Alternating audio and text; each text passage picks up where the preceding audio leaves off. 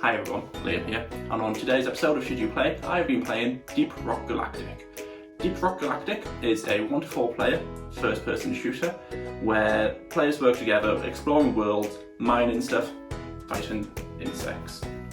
So Deep Rock Galactic was in early access for 2 years and it eventually came out in May 2020, so it's not been out that long. However, it got massive response from critics and is a really popular game.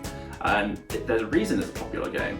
So it has everything you want in an RPG. So you can level up your characters, you can get promotions and go back down to a level. So like prestige level, you can upgrade your guns, you can upgrade your pickaxe, you can change the way your character looks, including eyebrow customization. However, there's no eyebrow option. Come on, get your stuff together.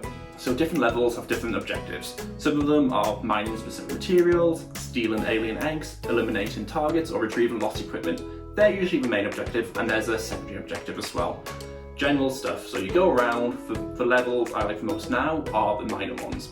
So you go around, find materials, you mine it, and you put it in your mule box. Now mule is this thing which like follows you around and you empty all your contents into it. Then at the end of the level, once that's full, it goes off to the dropship, and then you get picked up.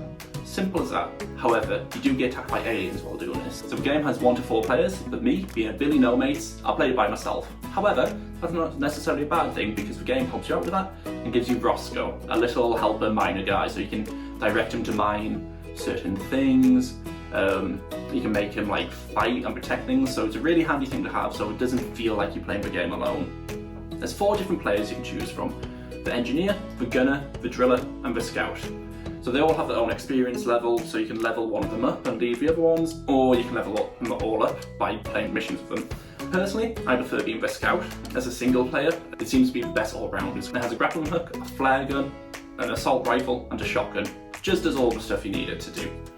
Whereas the other ones have other things. So the engineer, for example, uses a shotgun and as his primary weapon, and a grenade launcher as a secondary weapon. The gunner uses a minigun as his main weapon and a revolver as his secondary weapon. The driller has a flamethrower as his main weapon and a pistol as his secondary weapon, and the scout, like I said, assault rifle and a sort-of shotgun. So they all have their different advantages. I can imagine playing this game with 4 friends would be a lot better because you can. One of them can make platforms, one of them can make zip lines. The driller has, you guessed it, a drill, so he can move through terrain a lot quicker, drilling through holes, which usually takes other people quite a lot longer. The game seems to have a very tongue-in-cheek humour. There doesn't seem to be a story that much yet that I've explored, but I've only played it for a couple hours right now. I am enjoying it. It's got a central base which you can explore. I imagine there's some secrets there, but I've not found them yet. There's 4 ways you can join a game as well. So you can just join an open game. You can host a public one to get strangers joining you, or you can host one where only friends can join. As for me though, I will go solo. Solo, like I said, because I'm a solo polo player. You have a map so you can find your way around. It's not a very detailed map, but I think that makes the game a little bit better because it adds a little bit of difficulty. You've got a scanner which tells you what all the items are and what to mine them and to direct your Roscoe machine. Then, once the mission's done, you've got 5 minutes to get to the drop pod and then it takes you away, and that is 1 mission.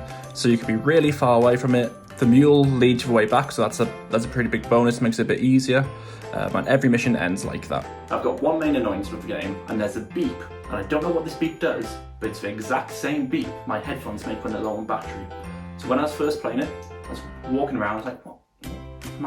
I'm charging my headphones, how are they low on battery?